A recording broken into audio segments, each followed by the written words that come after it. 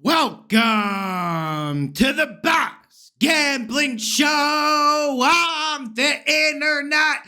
This is the home of the money pick. Make sure you hit the like button. Make sure you subscribe. Live in the Money Studios. Hit that subscribe button.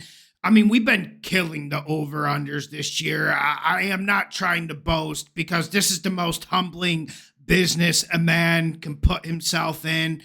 But we've been awesome with the over-unders this year. Let's keep getting this money. You guys keep sharing the videos. Let's get this money. Let's go to Thursday night. We're going to the Pacific. We got the San Francisco 49ers at the Seattle Seahawks. Over, under 49.5. Money, money, money. Money. Nervous about this, but I'm going under. I absolutely love the under. I'm looking for someone to get contrarian on me. And listen, I'll give you the factors why this confuses me, why I'm going under. Firstly, I think the 49ers are going to run the ball really well. This Seattle defense is soft in the front seven, and they can't really cover anyone. I also think the 49ers will have a kicker in the second half of this game, so it should help. Thirdly, this 49ers red zone offense has to get better, right? They were absolutely tragic and pathetic against the Arizona Cardinals. On the other side of the ball, I told you there was going to be regression with this 49ers defense, dating back to when Steve Wilkes was, quote-unquote, the sacrificial lamb. And now we're looking at a defensive line that people live off past reputations, and all you have is the boasted brother. And other than that, no one's really winning battles, and you can double him and you can get away with it. And I'm not sure this 49ers secondary is as good as people think. And I'm looking at Geno Smith and I'm saying, listen, the last 2 years of Geno haven't been good, but I actually like what I'm seeing from him. I think we're seeing positive signs. But with that being said, I'm going under. Like, I know Thursday night is unpredictable. We could get a 30-35 shootout. We know how that goes in this league. But I just think there's going to be a lot of running the ball from San Fran. And I think the San Fran defense will be able to force some stops in the red zone. And also, I got to say, I'm not trying to be melodramatic here. But we've heard words like must-win game, playoff-type game for the 49ers going into Seattle. When I hear that, I think we're going to see a tight game plan. We're going to see Shanahan at his best. I'm going under, making a money pick. I think there's going to be a lot of running the ball from the 49ers. Like, the Brock Purdy thing is fun, but let's be honest, 49ers are best when they're running the ball, getting the ball downhill. Under. Next game, we got the Jacksonville Jags at the Chicago Bears. The Bears over, under 44.5. Man, I don't know. I'm going over. And this changed a little bit today, this total. But I'm going over because I think the key to this Jaguars offense, even if you look at them last year before Lawrence got hurt, if they can run the ball, then Lawrence plays awesome. Then you get the play action going. And Peterson, like, I know he's on tilt. I know he's not someone we trust. But let's be honest, this Jags offense has weapons if they're able to run the ball, and you can do that against the Bears. Also, on Sunday, did we see a little bit better Caleb Williams? Yes, but we also saw the Bears establish the run. But most importantly, why I'm going over here is because this Jags defense will collapse. It's been like a 3-year thing. They'll play great for 3 quarters, then they'll have 3 possessions where Alec Pierce looks like a prime Randy Moss. Like, that's just a microcosm of this Jags team. I don't know what's going on there mentally. I'm not even talking schematically. I'm talking mentally. I'm going over the 44.5. We know the Jags are going to make some big mistakes, man. Next game, we got the Washington No-Names at the Baltimore Ravens. Over, under 51.5, over. I'm going over, but I'm tiptoeing here. It's almost like the over's too easy. It's almost like we all think Jaden Daniels is going to come in and put up 30 every week. With that being said, I'm a little bit concerned about the Ravens defense. I get it. The talking point after that Bengals-Ravens shootout ended up being the Bengals defense, and I get why. but this Ravens defense isn't up to snub. But on the other side, we're seeing the Ravens catch rhythm on offense. And I do think this Commander secondary is still one of the worst in the league. Maybe I was a little bit wrong about Dan Quinn being a net negative influence from a schematic perspective. Even with that being said, I'm going over the 51.5. Next game, we got the Los Angeles Chargers at the Denver Broncos. Over under 35.5. Money. Borderline under. It's so damn low.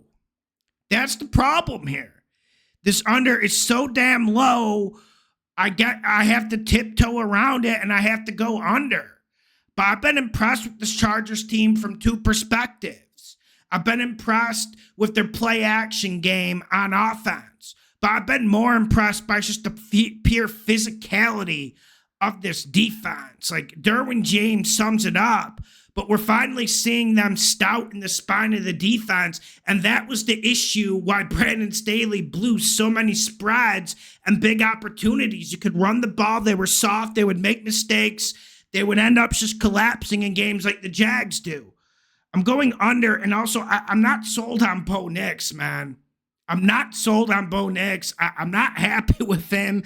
I think this Broncos offense stinks, to be honest. I'm going under the 35.5.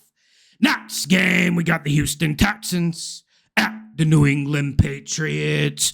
Over, under 38. I'm going under. Like, I see like a 27-10, 24-13 type score.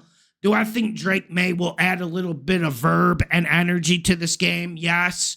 But there's only so much you can do with this offensive line. I mean, we saw Andrews is out for the season. Really, their only good offensive lineman left. And you're looking across the ball at Will fucking Anderson. You got fucking Danielle Hunter coming off the other side. You just wonder how many points there can be. Like, I know Drake May is an athletic specimen. We keep hearing Josh Allen thrown around in the same sentence for him. But I'm going under.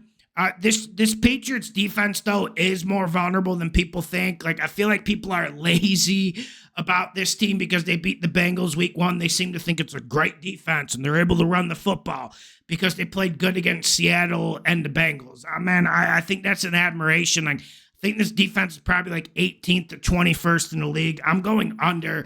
That's the reason why it's not a money pick, because we could see just a Stroud just showing where he just completely blows the lights out of this game. Next game, we got the Tampa Bay Bucks at the New Orleans Saints. Over, under 41.5. I'm going over because I don't trust this Bucks team. I don't trust this Bucks defense, man. But one thing I do trust is this Bucks offense ability to generate plays. And we're seeing the Saints defense. They do seem like they're getting a bit worn down, although the red zone defense is absolutely imperious against the Chiefs on Monday night. Man, there isn't a lot of science here. I'm going over. Make sure you hit the like button. Make sure you subscribe. Patreon, link in the description. $5 a month. You'll get every bet I make. Come get this money with me. Are you sick of the same game parlays? I know you are. Let's get this money. I know that's how the industry's going. Same game parlays. Plus 3,000s. I'm not doing that. We're straight betting. We're doing this for real. I know that's not what's hot right now, but that's what will always be here. Next game, we got the Cleveland Browns at Philadelphia Eagles. Over, under 42. I'm going over. Now, you need to watch the injury report because we saw Chubb is out, and obviously him back in the Browns' offensive backfield will help. They haven't been able to run the ball this year. I mean, Deshaun Watson's getting a lot of blame, and he was poor against the Commanders, let's be real, but the 2 previous games, he really wasn't that bad. The problem with the Browns and why this isn't a money pick to go over is because I'm not sure this offensive line can pass block. I'm not sure Jones, the right tackle who's filling in, will even bother getting out of his stance. Hopefully Conklin is back. There's so many injuries on this Browns offensive line. It has turned into a non-functioning entity. And honestly, I don't know the advanced statistics. I haven't looked at the rankings, but from my eye test, like, this is the bottom 3 offensive line in the league right now. And you're looking at the Eagles, and this Browns defense is really good, but they just make too many critical errors. Eagles coming off a bye week. They needed some organization and inspiration. I think they'll get it. I think the Eagles get to like the 27-point mark. And this Browns defense has been a little bit disappointing this year. I'm going over the 42.5. Like I said, if you think the Browns offense can even be a little bit of a dance partner, you probably should bet it. Next game, we got the Indianapolis Colts at the Tennessee Titans, over under 43. I like this under. And, man, it's just complicated because you don't know if Levis or Rudolph are going. We don't know if Anthony Richardson or Flacco is going. So, I mean, I guess there's not much to say. If you add Flacco and Mason Rudolph in this game, I don't know if it changes that much, even though I think both guys are better than the seat holders at QB1. But I want to say, man, this Titans defense is critically underrated, and this Colts team as a whole is critically overrated. I'm going under the 43. Next game, we got the Pittsburgh Steelers at the Las Vegas Raiders, over under 36.5. I'm going with a surprise over. I'm surprised the Aiden O'Connell move didn't change people's minds. Well, it didn't move the line yet. It's been like about 6-7 hours since that hit the wire. And I'm looking at a Raiders defense that you want to like them, you want to vibe with them, but they just haven't been consistent enough. And I still think if Justin Fields is out there, I still think the Steelers can get to like 24. I see like a 24-17 game here.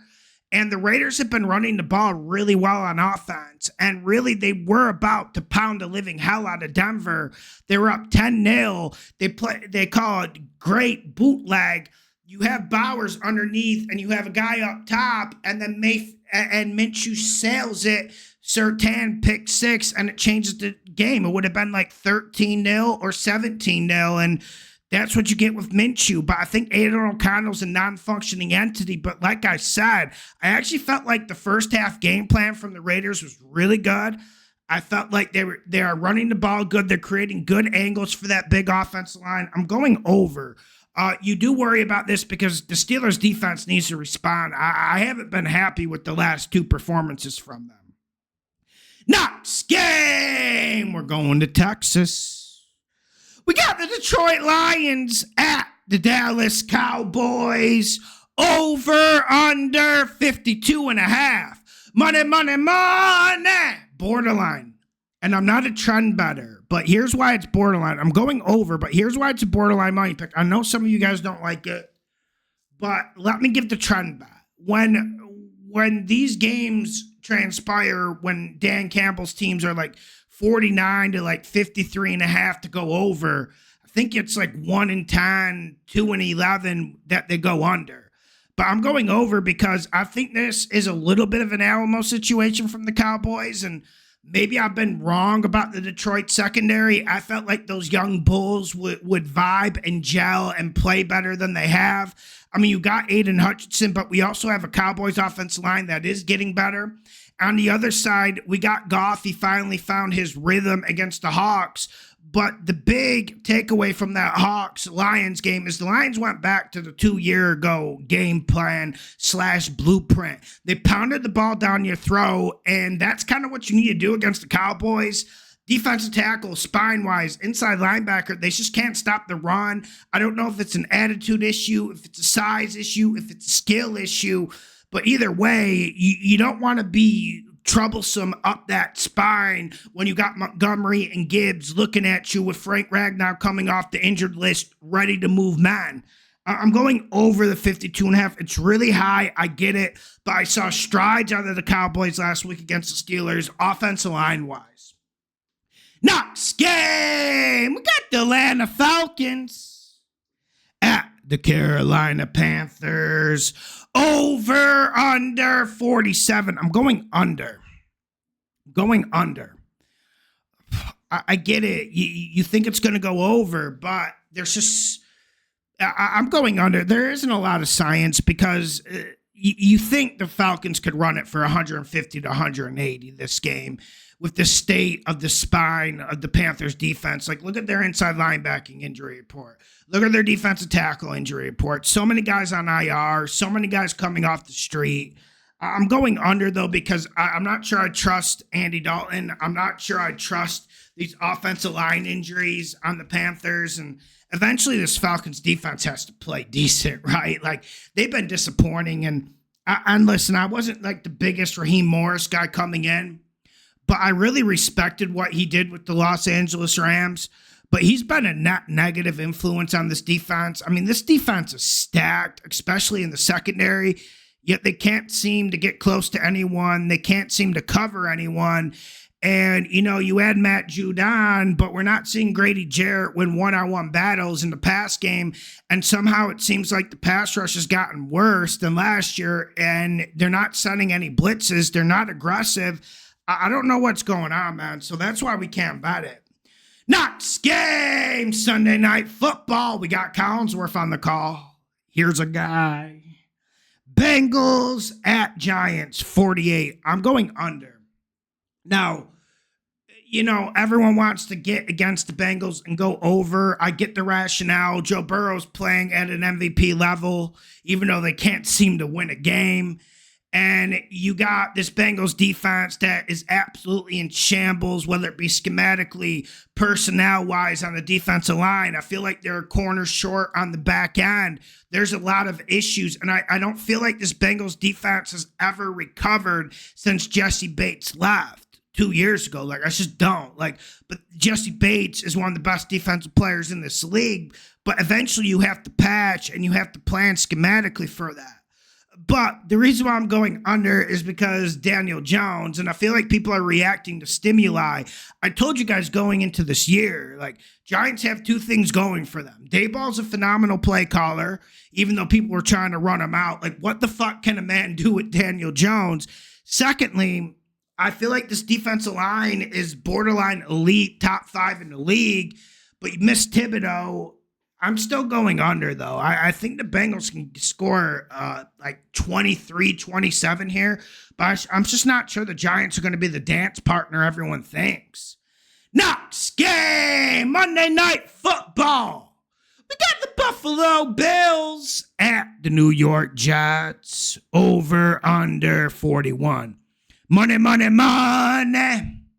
Money. I'm going under the 41, making a money pick. I don't love this. Listen, firstly, like, when we look at totals, over under 41 is a pretty low total. Now, factor that in when you got Josh Allen and you have Aaron the Game Rodgers, one of the best quarterbacks that ever stepped on the field and graced us with his presence. But I'm going under because Josh Allen is without rhythm. And I don't think that Texans game was all on him. Everyone's blaming Josh Allen. Everyone's blaming Brady, the play caller. But at a certain point, you need to invest in wide receivers. This isn't 2001. This isn't 89 where, you know, wide receivers are a guy. If you get an elite one, you get an elite one, but you can scrap without them. Like, the NFL doesn't work that way anymore. And if you're listening to Mike Lombardi talk about fucking receivers, you need to get your head checked. But I'm going under because I love this Jets defense. I think they respond. I think they're the narrative. I think they're the story going into this game.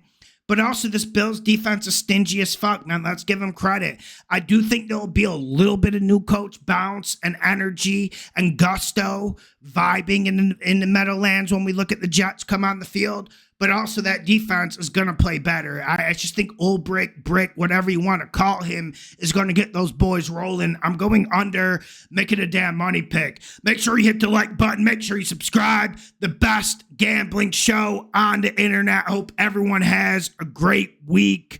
I'm going to do a props video this week. Let's get this money. That should be up Friday morning, maybe Thursday night after the football game between the 49ers and the Seattle Seahawks. Hope everyone's doing well. Slam that like button, subscribe. Get on Patreon. What do you got to lose? Like, these states are charging you $5 just to walk out of your house and breathe air, man.